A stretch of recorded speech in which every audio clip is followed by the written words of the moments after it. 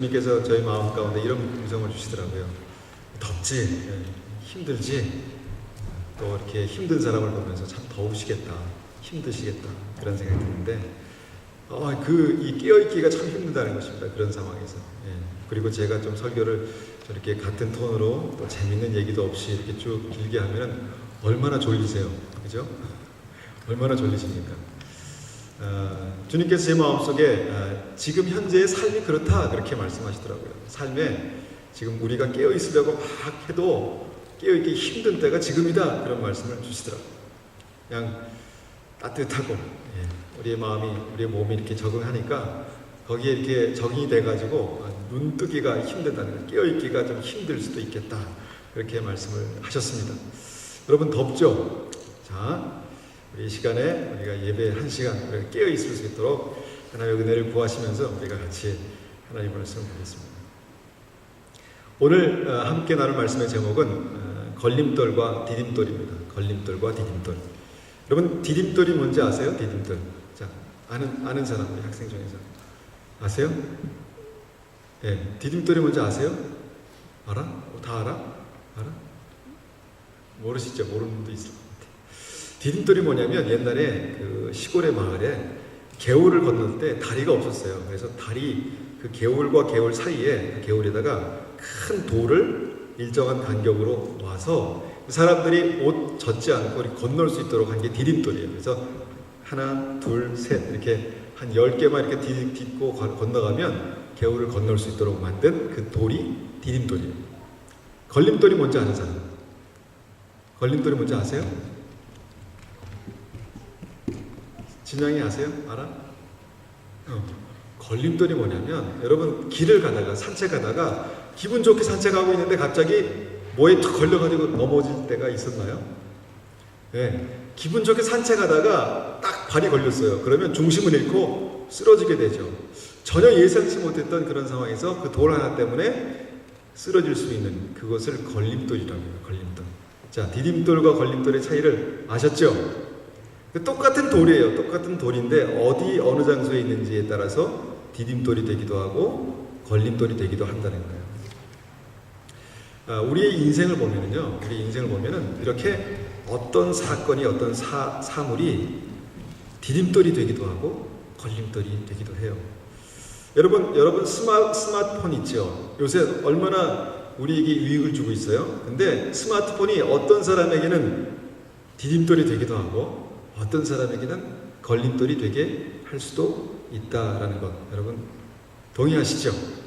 예, 특히 공부하는 우리 학생들에게는 공부만 하려고 하면 띠리릭 카톡 이렇게 올라오니까 거기에 대답을 안 할 수 없고 또 할 수도 없고 그래서 계속 하다 보면 1시간 훌쩍 지나가고 마음이 흐트러지고 그런데 비즈니스 하는 분들에게는 정말 그 메시지 놓치지 말아야 될 중요한 메시지가 전화로 못 받을 상황에서 딱 여기에 남겨져 있으면 그걸 확인하고 이것을 하면 되겠구나, 이 약속을 지키면 되겠구나 이렇게 이제 되기 때문에 디딤돌이 된다는 것이죠.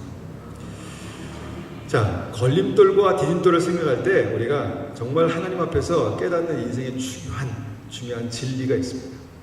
진리가 무엇인가 오늘 말씀을 통해서 한번 확인해 보겠습니다. 마가복음 10장 17절입니다. 마가복음 10장 17절.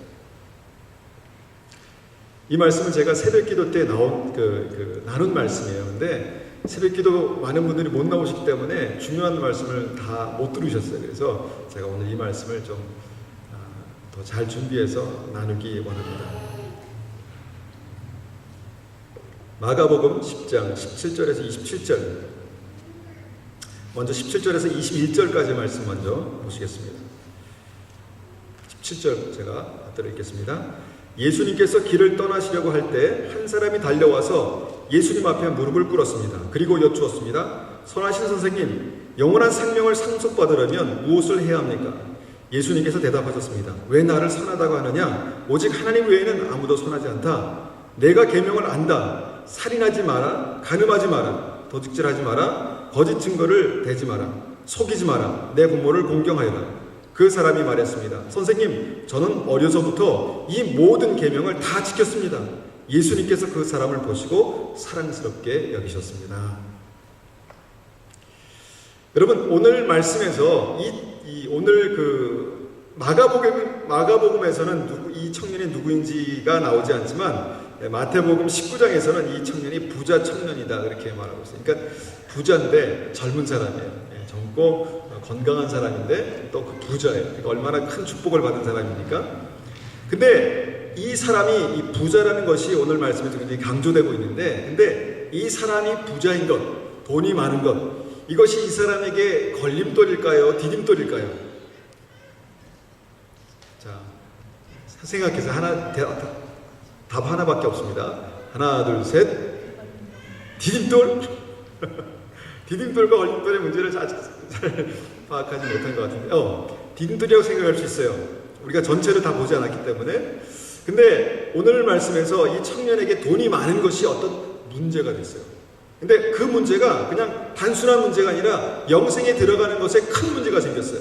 영생에 들어가고 천국에 들어가는데 이것이 걸림돌이 됐어요. 이 청년은 이것 때문에 나는 이제 든든하다. 내 인생은 이제 걱정 없다. 라고 생각하면서 이 돈을 디딤돌이라고 생각했어요. 내가 무엇을 하든지 간에 이것을 꼭 밟고 건너가면 웬만한 어려움들은 다 건너갈 수 있을 거야. 라고 그렇게 생각했다는 것이죠. 그런데 이 청년에게 한 가지 고민이 있었어요. 그것은 뭐냐면 어떻게 하면 영생을 얻을 수 있을까? 어떻게 하면 구원을 얻을 수 있을까? 믿음이 좋은 청년이었어요. 근데 어느 날 예수님께서 오셨다는 말을 들었어요. 근데 가보니까 예수님 막 떠나려고 하시는 거예요. 그래서 얼른 막 달려가가지고 예수님 앞에 딱 무릎 꿇고, 예수님, 제가 질문이 한 가지 있습니다. 예수님, 제가 중요한 질문이 한 가지 있는데, 주님, 그 질문이 뭐죠? 그 질문이 뭐였죠? 어떻게 하면 영생을 얻을 수 있습니까? 어떻게 하면 영생을 얻을 수 있습니까? 청년이 막 달려와서 예수님 앞에 떠나는 예수님을 붙들고 그냥 예수님 가시나 보다. 나중에 여쭤보지. 그게 아니라 막 떠나시는 예수님을 붙들고 막 달려와서 그 앞에 무릎 꿇고 질문한 내용이 어떻게 하면 영생을 얻을 수 있습니까? 라는 그런 질문이었다는 것입니다. 여러분 중에서 혹시나 예수님께서 메이플리지에 오셨어요.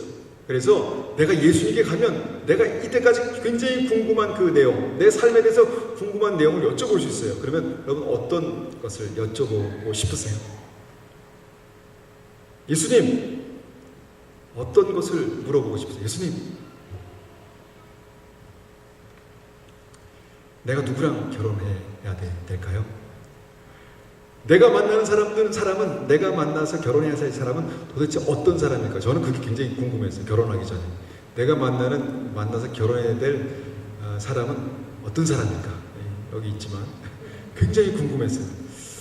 내가 이 사업을 하면 잘 될까요, 주님? 이 사업을 하면 내가 망하지 않고 성공할 수 있을까요? 내가 여기에 큰 것을 투자하는데 주님, 이 투자를 해도 내가 망하지 않고 잘할 수 있을까요? 그런 게 궁금하지 않겠습니까?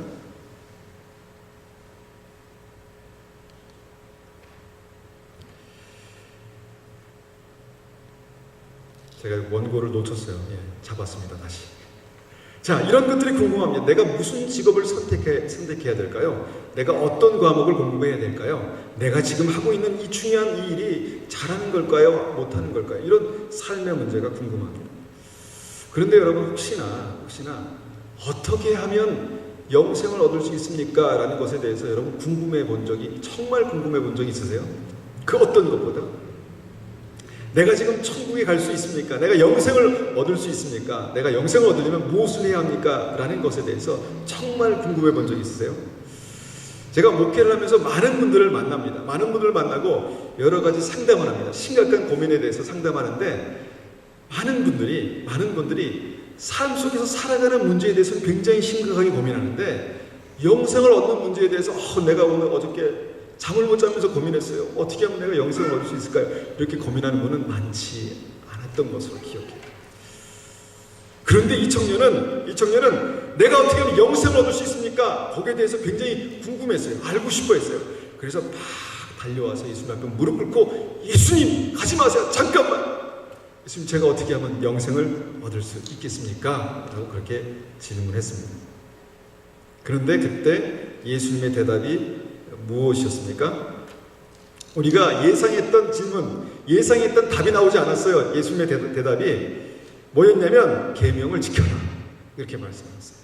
보통 우리가 믿음을 갖고 있으면 계명, 율법 이렇게 이제 어떤 그 법 이렇게 나오면 그거는 실제로 우리가 믿음을 갖는데 도움은 되지만 실제적인 문제가 아니라고 이렇게 생각할 수가 하기가 쉽습니다.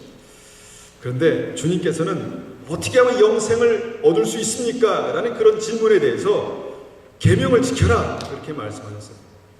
굉장히 중요한 대목입니다. 여기에서 이 복음과 율법과 복음과의 관계에 있어서 굉장히 중요한 부분이에요. 계명을 지켜라. 그러니까 주님께서 지금 확인하고 싶어 하시는 것은 실제 그 삶 가운데서 그 말씀을 가지고 어떻게 살았냐를 체크하시겠다는 것입니다. 살인하지 말라, 간음하지 말라, 도둑질하지 말라, 거짓말하지 말라, 속이지 마라, 내 부모를 공경해라. 와, 그럼 이것을 지키면 영생을 얻는데 뭔가 굉장히 중요한 것을 할 수 있는 거구나. 영생을 얻는데 이것이 중요한 포인트구나 라는 것을 알 수 있겠죠. 알 수 있었습니다. 그런데 이 청년이 자신 있게 제가 그것을 다 지키며 살았습니다. 어렸을 때부터 그것을 다 지키며 살았습니다. 얼마나 귀한 청년입니까? 여러분, 이 말씀에 대해서 우리가 다시 한번 생각해 볼 때 계명을 지키는 것과 믿음을 갖는 것이 무엇인지를 다시 한번 짚고 넘어갈 수 있습니다. 여러분, 믿음은 우리의 마음속에 있는 것입니다. 아무도 그 믿음을 우리가 탁 열어서 볼 수 없고 보여줄 수 없습니다. 그렇지만 그 믿음이 확인될 수 있는 그것이 있는데 그것은 뭐냐면 우리의 삶을 통해서 확인된다는 것입니다. 믿음은 반드시 삶을 통해서 확인됩니다. 그리고 예수님도 우리의 삶을 통해서 영생에 대해서 갈급해하고 영생에 대해서 궁금해하는 이 청년에게 너의 삶을 통해서 그 영생을 확인할 수 있다는 것을 간접적으로 보여주시는 것입니다.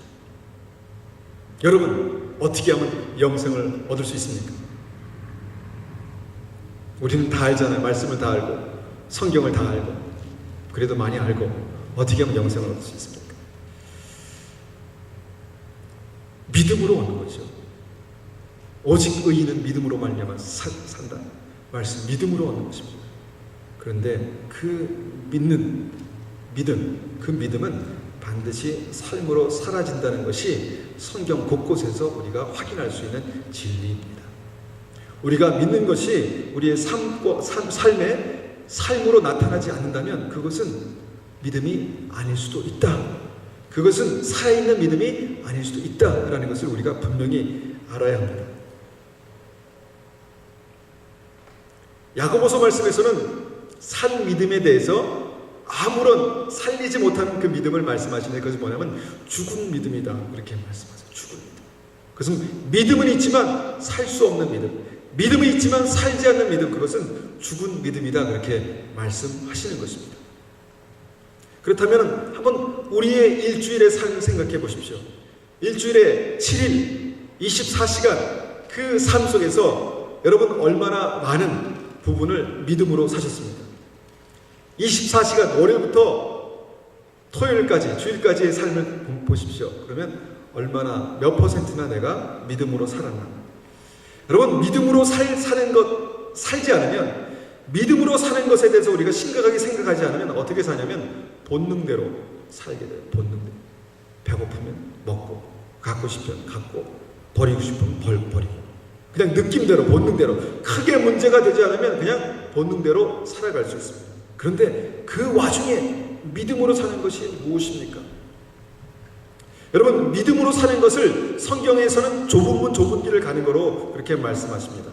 여러분, 좁은 길로 가려는 그 믿음이 없으면 그냥 넓은 길로 가게 됩니다. 자연스럽게.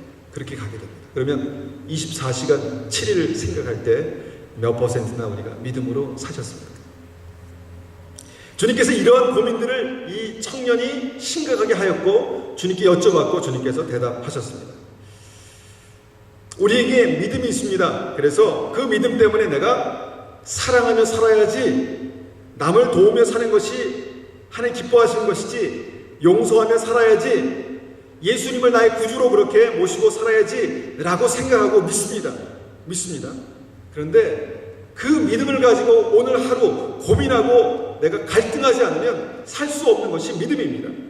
그리고 주님은 그 산 믿음, 살아있는 믿음을 여기서 다시 한번 확인하시고 계신 것을 봅니다. 우리가 계속해서 한 말씀 보겠습니다. 21절 중간부터 보겠습니다. 21절 중간부터 22절까지 두 절을 보겠습니다. 그리고 말씀하셨습니다. 내게 부족한 것 하나가 있다. 가서 내가 가진 것 모두를 팔아 가난한 사람들에게 주어라. 그러면 하늘에서 보화가 있을 것이다. 그리고 와서 나를 따르라. 이 말씀을 듣고 그 사람은 매우 슬퍼하며 떠나갔습니다. 그것은 그 사람이 많은 재물을 가지고 있었기 때문입니다. 이 부분이 어려운 대목입니다. 이 부분이 이 청년에게 어려운 대목이고 우리에게도 어려운 대목입니다. 주님께서 어떻게 하면 영생을 얻을 수 있습니까? 라는 질문을 1단계 통과했습니다. 1단계 통과했는데 2단계에서 뭐라고 말씀하시면 내가 가진 것을 다 팔아서 가난한 사람들에게 주어라. 그러면 하늘의 보화가 있을 것이다. 그리고 와서 나를 따르라. 그렇게 말씀하셨습니다.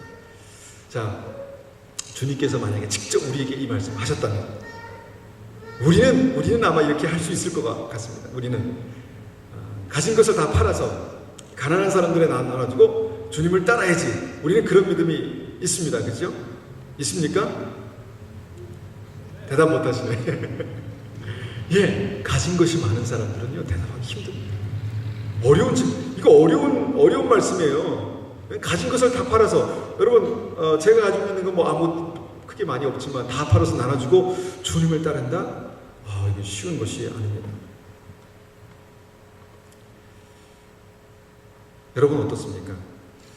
그런데 이 말씀을 이렇게 생각해 보면 제가 참 기가 막힌 생각을 했어요. 어떻게 생각했냐면 예수님께서 이렇게 말씀하셨다고 생각해 보세요. 너의 가진 것을 다 팔아서 정리를 해서 요 메이플리스 파괴에 있는 옆에 있는 땅을 사라. 그러면 5년, 10년, 15년만 있으면 대박 날 거다. 그것이 10배, 20배 뛸 거다. 그래요 주님 감사합니다. 다 팔아서 사겠죠. 그리고 주님을 자신 있게 따를 것입니다. 15년 그까짓 거, 10년 그까짓 거 내가 믿음으로 살 수 있지라고 그렇게 살 수 있을 것 같습니다. 여러분 어떠십니까? 와닿지 않아서 실제적으로 와닿지 않으세요?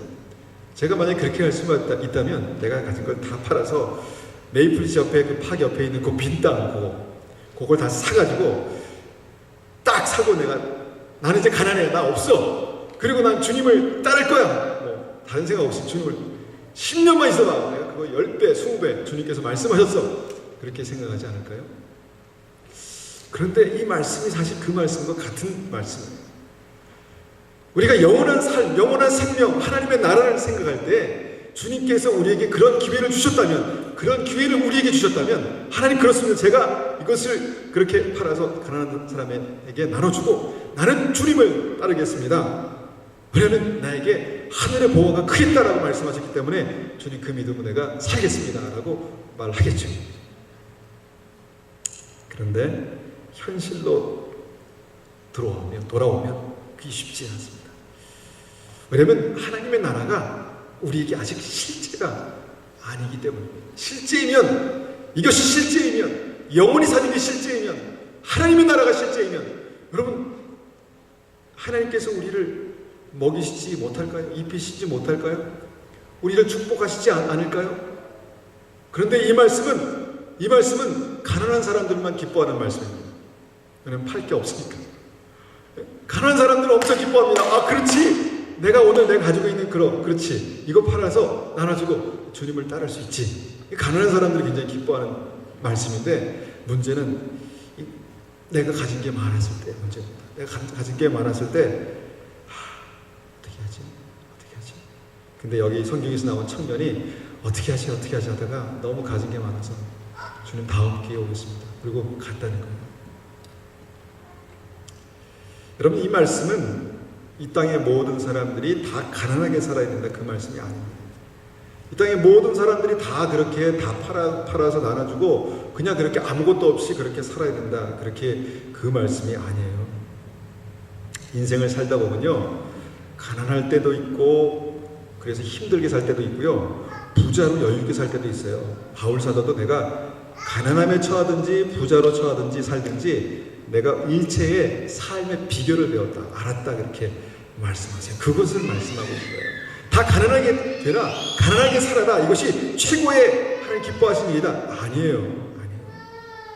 여러분, 성경을 보면 믿음의 사람들도 부자로 살았던 사람들이 있습니다. 아브라함 거부였어요. 자기 집에 하인들과 군대를 키울 수 있는 그런 사람이었어요. 요셉, 한 나라의 모든 재정권이 다 그에게 있었어요. 다윗 왕이었어요. 모든 권세가 다 있었어요. 신약에는 우리가 많이 이렇게 볼 수 없지만 자주장사 루디아라든가 그 종을 부리며 살던 백부장이라든가 마가의 다락방의 주인, 이런 사람들이 굉장히 부자로 살았었어요. 그러나 여기서 문제는 뭐냐면 돈이 많고 돈이 적은 것이 문제가 아니라 그 상황, 그 돈이 많거나 그 적은 상황에서도 내가 주님을 따를 수 있는지 그럴 수 없는지, 주님의 영광을 살 수 있는지 아니면 그것 때문에 내가 그럴 수 없는지를 지금 말씀하고 있는 것입니다. 여러분은 여러분의 가진 것들이 걸림돌입니까? 디딤돌입니까? 내가 가지고 있는 지혜, 재능, 재정, 능력, 이것이 여러분의 인생에, 하나님 앞에서 여러분의 인생에 걸림돌입니까? 아니면 디딤돌입니까? 그것 때문에 내가 주님을 더 잘 섬길 수 있고 주님의 영광을 살 수 있습니까? 아니면 그것 때문에 내가 주님 앞에 나아갈 수가 없습니까? 여러분, 21절을 보면 주님은 계명대로 성실하게 살았던 그 믿음의 청년을 분명히 사랑하셨다라고 나오고 있습니다. 주님 사랑하세요. 주님 사랑하세요. 사랑하셔도 주님을 따를 수 없는 사람, 사랑하셔도 주님을 따를 수 없는 사람이 있습니다. 스틸 사랑하시는데도 주님께 등을 돌리고 갈 수 있다는 것입니다. 주님은 아무나 이렇게 부르시지 않으세요. 아무나. 여러분, 아무나 이 자리에 와 있다고 생각하지 마세요. 주님은 아무나 부르지 않으세요. 5,000명을 먹이신 자리에서 주님은 많은 사람들이 야, 이분이구나, 이분만 따라가면 굶지 않겠다, 이분만 따라가면 우리가 살겠다라고 생각했어요. 그런데 주님은 다 흩어보내셨어요. 그때 뭔가 주님과 이 사람들의 이 초점이 맞지 않아서, 핀트가 맞지 않아서 이 사람들을 다 흩어보냈다는 거예요. 근데 이 청년을 보시면서 대화하시면서 너무 사랑이 생기셨어요. 그래서 야, 너 나 따라와. 그런데 그거 다 가지고 따를 수는 없거든. 다 팔아서 나눠주고, 왜냐면 내가 더 좋은 것을 줄 수 있기 때문에 나눠주고 날 따라와. 특별히 말씀하셨어요. 근데 그 청년은 너무 가진 것이 많았기 때문에 주님을 따를 수가 없었다는 것입니다. 23절 말씀 보시겠습니다. 23절에서 27절까지. 23절에서 27절까지. 자, 계속 제가 부담되는 말씀을 드리고 있는데 이 부담되는 말씀에 진리가 있습니다. 23절에서 27절까지 제가 맞춰드리겠습니다. 예수님께서 제자들을 보시며 말씀하셨습니다. 부유한 사람이 하나님 나라에 들어가는 것이 얼마나 어려운가. 제자들은 예수님의 말씀에 놀랐습니다. 예수님께서 다시 말씀하셨습니다. 얘들아, 하나님 나라에 들어가는 것이 얼마나 어려운지 부자가 하나님 나라에 들어가는 것보다 낙타가 바늘길을 지나가는 것이 더 쉬울 것이다. 제자들은 더욱더 놀라며 서로 말했습니다. 그러면 과연 누가 구원을 받을 수 있을까? 예수님께서 제자들을 바라보시며 말씀하셨습니다. 사람은 할 수 없으나 하나님께서는 할 수 있다. 하나님께서는 모든 것이 가능하다. 성경 어디를 봐도 주님 나라에 들어가는 것은 좁은 문입니다. 좁은 문이라는 의미는 들어가야지 해서 다 들어가는 게 아니라는 거예요. 들어가야지 해도 들어가지 못하는 사람이 많은 게 좁은 문이라는 것입니다. 특별히 이런 상황이 만약에 된다면, 여러분, 그것은 굉장히 좁은 문이 될 것입니다. 왜냐하면 다들 가진 게 많아요. 여러분, 내가 가진 것을 한번 이렇게 돌이켜보세요. 다 가진 게 많습니다. 그런데 주님께서는 굉장히 싸늘하게 부자는 분명히 하나님 나라에 들어가기가 어렵다, 매우 어렵다, 그렇게 말씀하셨어요. 이게 이제 저의 말이 아니라 예수님 말씀이라는 거예요. 왜 어려운가? 그것은 그 부자가 가지고 있는 그 재물이 그의 발목을 꽉 잡고 있어서 주님을 따르려고 할 때, 주님 앞에 나아가려고 할 때 갈 수가 없대요. 가지를 않는데요. 발이 옮겨지지 않는답니다. 왜 그럴까? 실제로 그럴까? 아이, 나는 안 그럴 것 같아. 나는 안 그럴 것 같아. 그런데 제가 많은 분들을 만나봤을 때 재물이 많으면요, 예수님을 찾지 않더라고요. 왜냐면 너무 디딤돌이 많아서 본인이 생각하기에 너무 디딤돌이 많아요. 문제가 생겨? 건강에 문제가 생겨? 그러면 돈을 밟고 가지. 사업에 문제가 생겨? 그러면 이걸 밟고 가지. 너무 많은 거예요. 그래서 어디나 내 문제가 생기는 어느 곳에나 하나씩 이렇게 놓으면 다 밟고 지나갈 수 있을 것 같아요. 그런데 예수님이 디딤돌이 되지 않으세요. 그에게 생명으로 나아가는 디딤돌이 예수님이 아니라는 거예요. 뭐든지 우리가 부족하면 주님을 더 찾게 되는 게 우리 인간의 어떤 그 본성이라고 생각합니다. 그런데 부요하면, 마음이 넉넉하면 주님을 찾지 않습니다.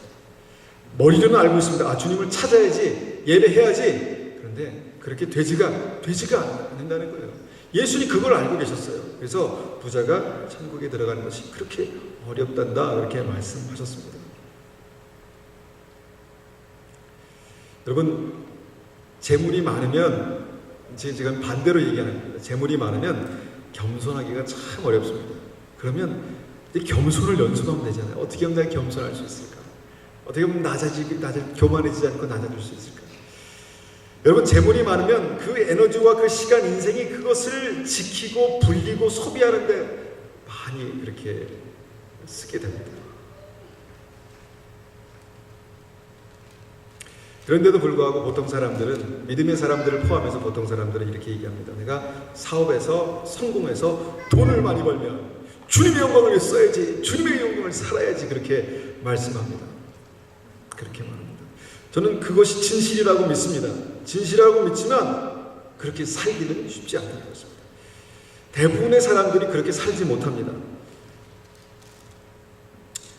그 하나님께서 나의 인생을 쓰시고 나의 부를 쓰실 수 있는 것은 내가 지금 가지고 있는 20불, 이 작은 돈에 내가 얼마나 충성스럽게 살 수 있는지를 보면 알 수 있습니다. 내가 지금은 없어서 못하지만, 아니면 없어서 못하지만 내가 나중에 많으면 내가 하나님의 영광을 위해서 써야지. 절대로 그렇지 못합니다. 분명한 진리입니다. 그래서 주님은 분명하게 하나님과 재물을 겸하여 섬길 수 없다, 그렇게 말씀하셨습니다. 그럼 여기에 갈등이 있습니다. 여기에 갈등이 있습니다. 이 갈등이 뭐냐면, 그럼에도 불구하고 많은 사람들은, 많은 크리스찬들은, 우리를 포함한 많은 사람들은 부자로 살고 싶어 한다는 거예요.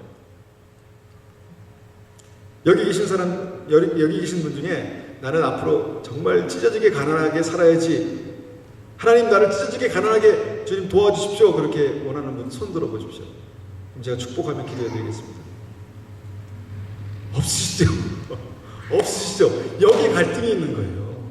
우리 다 부자로 살고 싶거든요. 돈 많이 가지고 살고 싶거든요. 여러분, 찢어지게 가난하고 내일 먹을 것밖에 없는 그런 삶을 살고 싶으신 분 계세요? 없잖아요. 지금 있건 없건 간에 우리의 마음은 여유 있게 넉넉하게 이렇게 살고 싶은 게 우리의 마음이라는 것입니다. 그런데 갈등은 뭐냐면, 나는 그렇게 돈이 필요한데, 돈을 가지고 싶고 부자로 살고 싶은데 주님은 부자가 천국에 들어가기 무척 힘들다, 거기까지만 해도 괜찮다, 힘들구나 할 텐데 낙타가 바늘구멍으로 들어가는 것보다 더 힘들다. 그러니까 제자들이 말도 안 되는 소리입니다. 주님, 그렇게 어려운 누가 하나님 나라에 들어가겠습니까? 이것이 예수님과 제자들의 대화의 내용이라는 것입니다. 여러분, 그러면 어떻게, 여기에서 우리 한번 고민해 봅니다. 여기서 실제적인 고민을 해보는데 어떻게 하면 될까요? 내 마음속에는 여유있게 부자로 살고 싶은데 주님은 부자로 살면 천국에 들어가기 진짜 힘들다고 말씀하시면 어떻게 살아야 할까요? 어떻게 될까요? 어떻게 될까요? 침침해. 어떻게 될까요? 고민해 보십시오. 결단하십시오. 나는 이 시간 이후부터 가난하게 살겠습니다. 그러면 이제 간단해질 것 같죠. 한 가지 저기는 덜 것 같아요. 나는 가난하게 사는 것이 즐겁습니다. 행복합니다. 나는 참 좋습니다. 그러면 될 것 같아요. 그런데 그게 어렵거든요. 힘들거든요. 그래서 제가 고민했습니다. 주님, 내가 부자로 살면서도 천국에 들어갈 수 있는 그 인생은 없을까요? 부자로 살면서 누리고 살면서 천국에 들어갈 수 있는 삶은 없을까요? 주님, 그거를 알면 제가 이렇게 주님 나누고 싶어요. 그렇게 제가 하면서 고민해 봤더니 있더라고요. 성경에 부자로 사는 사람이 있었다고 그랬잖아요. 첫 번째, 중요합니다. 부자로 살고 싶은 여러분 잘 적으십시오. 중요합니다. 첫 번째는 재물의 청지기로 사는 것입니다. 재물이 많아지면 재물이 내가 재물을 쓰는 것 같지만 재물이 나의 인생을 붙들고 끌고 갑니다. 재물이 주인이 됩니다. 청지기란 말은 뭐냐면 이 재물을 잠깐 관리하는 사람입니다. 그 재물이 내 것이 아니라 이것을 내가 잠깐 관리하는 사람이다 라고 하는 그 의식을 가지고 사는 것입니다. 그게 쉽지는 않습니다. 그렇지만 나에게 주신 재물이 이것이 하나님의 재물입니다. 내가 이것을 내가 사는 동안 잘 관리하기를 원합니다. 그렇게 사는 것입니다. 어떻게 하면 잘 관리할 수 있을까요? 여러분 숙제로 드립니다. 어떻게 하면 잘 관리할 수 있을까? 하나님께서 주신 이 재물을 지금 20불이든 100불이든 10,000불이든 100,000불이든 이것을 내가 어떻게 하면 하나님의 청지기로서 잘 관리할 수 있을까? 여러분, 이 숙제를 풀면 여러분 부자로 사실 수 있습니다. 자, 두 번째. 부자가 천국에 들어가기 어려운 이유는 단지 돈의 양 때문에, 돈이 많아서가 아니라 그 많은 돈 때문에 내가 어떤 것을 할 수 없기 때문에 들어가기 어려운 것입니다. 자, 난 찢어지게 가난하게 살으니까 그거 필요 없다 그러면 이제 조시고 주무시면 되고, 나는 그래도 주님의 영광을 위해서 부자로 살고 싶다, 그런 분만 들으십시오. 그 문제는 뭐냐면 아까도 말씀드렸지, 돈이 많아지면 겸손해지기가 어렵습니다. 돈이 많아지면 교만해집니다. 돈이 많아지면요, 가난하고 소외된 사람들을 무시하게 됩니다. 제가 어느 한국의 호텔에 갔더니 뭐라 그러더라, 어떤 지긋한 나이 드신 분이, 우리가 좀 이렇게 캐나다에서 왔기 때문에 이렇게 잘 안 입고 이렇게 갔거든요. 맞아, 어중이 떠중이들이 다 왔네 막 이러더라고요. 저는 그걸 절 보고 하는 건지 몰랐어요. 네? 절 보고 하는 건지 몰랐는데 그 돈 많은 지긋하신 한 60대 중반 아저씨께서 어중이 떠중이들이 다 여기 다 온다 그러더라고요. 이 많아지면, 부자 동네 부자 호텔이거든요. 많아지면 그렇게 되는 거예요. 가난하고 소외된 사람들, 주님은 그 사람들에게 마음이 있으세요. 왜냐하면 겸손하기 때문에. 복음을 전하면, 믿음을 던지면 받아먹고 살아날 수 있기 때문에 주님은 그 사람에게 마음이 있으세요. 근데 마음이 높아지면, 내가 가진 것 때문에 내가 겸손할 수 없으면 사람들을 무시하고 소외되고 가난한 사람들을 무시하고 살게 되면 그 사람 그것 때문에 저주를 이미 받은 거예요. 어떻게 생각하십니까? 마지막, 돈이 많아지면 문제가 뭐냐면 하나님을 재물보다 더 믿고 신뢰하는 그런 자연스러운 믿음이 생겨요. 자, 하나님을 재물보다 더 믿고 신뢰하는 자연스러운 믿음이 생긴다니까요. 여러분, 돈이 많아 보시지 않아서 모르시죠? 돈이 많아 보시지 않아서 모르시죠? 돈이 많으면요, 하나님보다 그것을 신뢰하게 된다니까요. 내가 가진 것 때문에. 여러분, 돈이 많고 적은 것이 문제가 아니라 바로 그것들을, 내가 내 마음을 그것들로부터 지킬 수 없기 때문에 여러분, 그것이 나에게 저주가 되는 것입니다. 그 청년이 사랑하고, 주님께서 사랑하셔서 그 청년에게 특별히 말씀하신 건 뭐냐면, 너 그 많은 걸 가지고 있구나. 그거 팔아서 주고 날 따라와. 내가 너를 나의 제자로 이렇게 삼을게. 이렇게 말씀하셨다는 것입니다.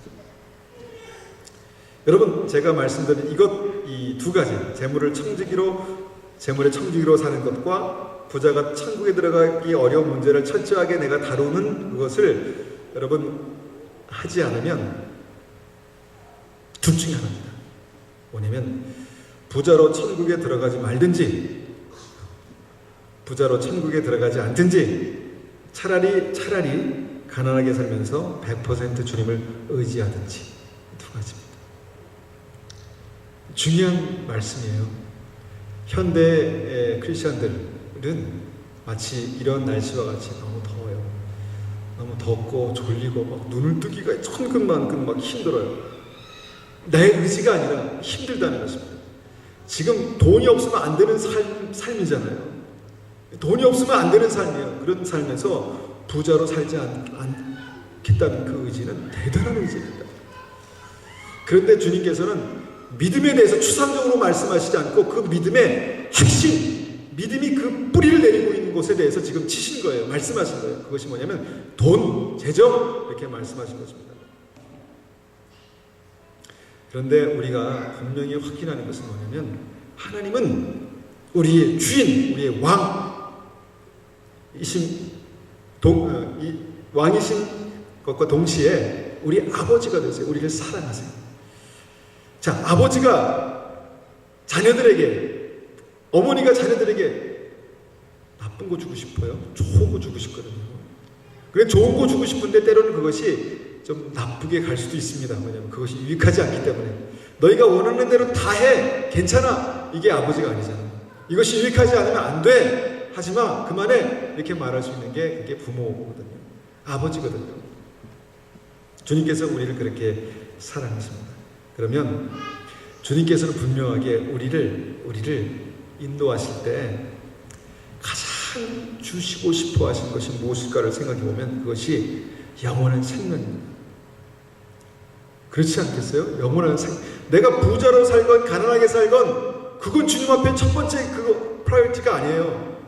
가난하게 살아도 오케이, 부자로 살아도 오케이. 근데 한 가지, 네가 영원한 생명을 가지고 살기를 원한다. 이것이 주님의 가장, 아버지 하나님의 가장 확실한 어떤 그 소원입니다.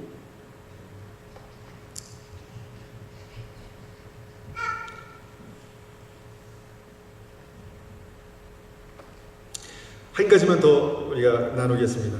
뭐냐면 혹시 여기 계신 분들 중에서 돈이 너무 많아서 천국에 들어가지 못할까봐 고민하는 분들 계실까봐 제가 이것을 나눕니다.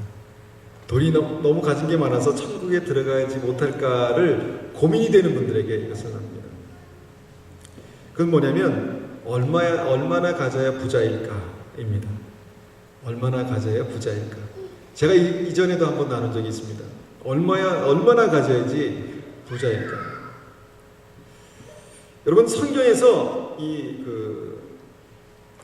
가난과 부자의 기준을 말할 때, 말씀하실 때 가장 많이 말씀하신 게 뭐냐면 먹는 문제예요. 먹지 못하는 이들, 목에 넘길 게 없는 사람들, 이 가난한 사람의 어떤 그 특징입니다. 그렇다고 본다면 우리는 절대 가난하지 않습니다. 그렇죠? 가난한 분, 가난하지 않습니다.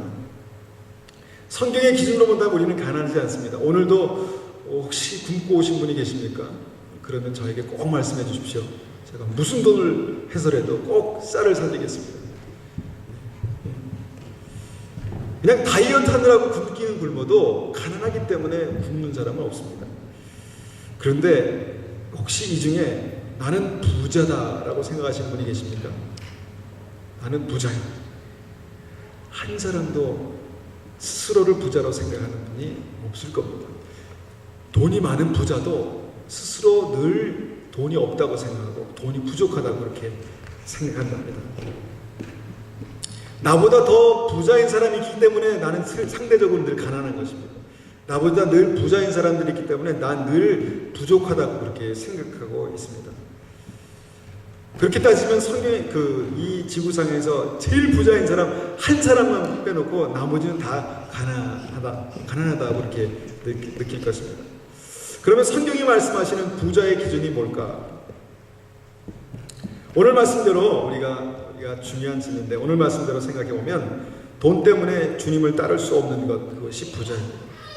내가 많이 가지고 있고 적게 가지고 있건 간에 그 가진 것 때문에 내가 주님을 따를 수 없는 상황이 되면 이미 그것은 내 발목을 붙들고 있는 것입니다. 그러면 그것 때문에 부자가 된 것입니다. 돈이 많으면 주님을 따르기가 얼마나 힘든지 낙타가 바늘귀로 들어가는 것만큼 힘들어진다라는 말씀이 그때 적용되는 것입니다. 그래서 부자는 돈이 많아서 주님을 따를 수 없을 그때가 되면 이미 부자인 것입니다. 돈이 많아서 십자가의 길을 가기가 부담스러울 때, 그럴 때가 있지 않을까요? 돈이 많아가지고 십자가의 길을 가기가 부담스러울 때, 돈이 많아서 겸손하게 주님 발 앞에 무릎 꿇고 기도할 수 없을 때, 그때 이미 부자입니다. 이건 굉장히 충격적인 말씀이에요. 왜냐하면 우리가 우리의 삶 가운데 굉장히 넉넉하고 풍요를 누리고 있는 시대에 살고 있기 때문에, 그것이 만약에 우리가 주님 앞에 나아가는 것이 그것 때문에 어려워진다면 문제가 되지 않겠습니까? 근데 지금 그 시대에 우리가 살고 있습니다. 내가 그냥 여기서 주님을 만나지 않으면 또 딴 데 가서 만나지 뭐, 지금 못 만나면 일주일 후에 만나지 뭐, 이런 생각을 늘 가지고 있습니다. 그래서 부자는 늘 다음에, 왜냐면 여유 있으니까, 죽지 않으니까 또 다음에 이렇게 생각한다는 것입니다. 여러분, 가난한 사람은, 오늘 먹을 것이 없으면 절박한 사람은, 오늘 먹을 것이 없어서 절박한 사람은 그렇게 생각하지 않습니다. 주님, 나에게 이곳에서 나에게 은혜를 베푸시지 않으면 제가 살 수가 없습니다. 주님 도와주십시오. 그렇게 기도할 수밖에 없습니다. 내가 주님 앞에서 두렵고 떨림으로 복종하며 살 수 없는 이유가 내가 이미 많이 가지고 있기 때문이라면 이미 우리는 부자입니다. 이 말씀이 우리에게 굉장히 큰 경각심을 주는 말씀입니다.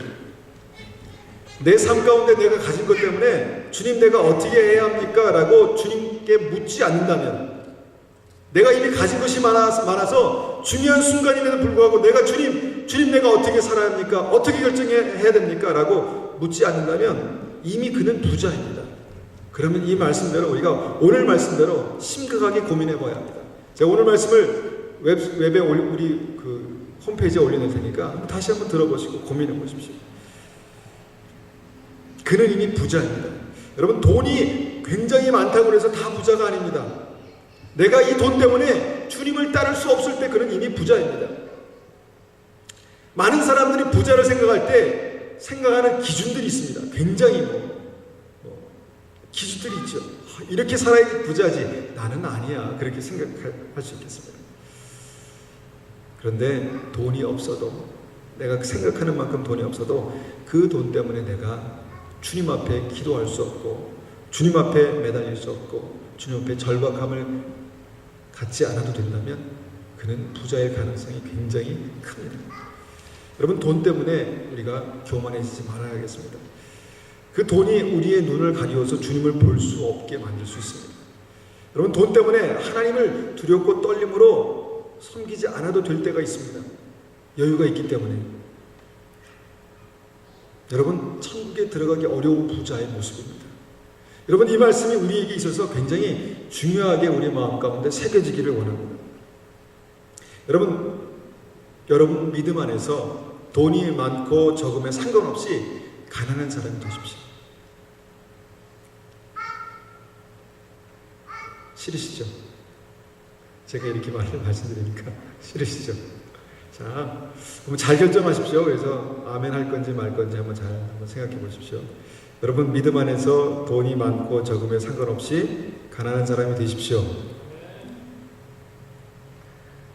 예, 반만 아멘 하신 것 같습니다.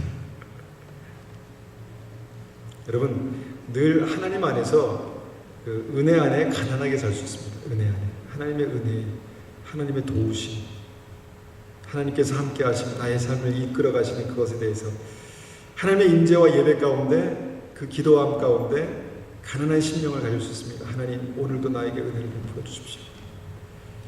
여러분, 그런 가난한 심령을 가지시기를 축원합니다. 여러분, 이 싸움이요, 이 믿음의 싸움이 생각보다 굉장히 치열합니다. 여러분들이 더운 여름에 이 자리에 앉아서 말씀을 듣기가 힘든 것만큼 이 싸움은 굉장히 치열합니다. 여러분들이 스스로 나는 이제 그만 주님을 섬기는 게 어려우니까 그만둘래, 이렇게 하지 않으셔도 여러분이 여기에 대해서 고민하고 치열하게 싸우지 않으면 자연스럽게 여러분의 삶이 그냥 떠밀려 가게 됩니다. 굉장히 중요하다는 것입니다. 정신이 혼미해지는 것이죠. 깨어있지 못하니까. 지금 세상이 그렇습니다. 여러분, 세상이 그렇습니다. 정신을 차리려고 해도 차려지지가 않습니다. 쉽지 않습니다. 특별히 이 물질에 대해서, 재정에 대해서는 더 그렇습니다. 아 그렇구나라고 이해도 바로 삶으로 들어오면 거기에 삶을 바로 적응하는 것이 바로 이 문제입니다. 저는 여기 계신 한 분 한 분 모두가 이 땅에서 넘치는 하나님의 축복을 누리며 사시기를 축원합니다. 그렇게 사시기를 원합니다. 그러나 천국의 축복, 영생의 축복이 없고 그것만 여러분들이 추구한다면 저는 여러분들이 그렇게 축복을 누리지 못하셨으면 좋겠습니다. 이 땅에서.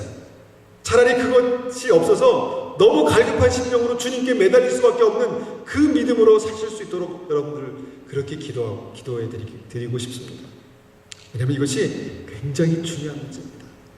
혹시 내가 가난하다고 생각하시는 여러분 축복받으셨습니다.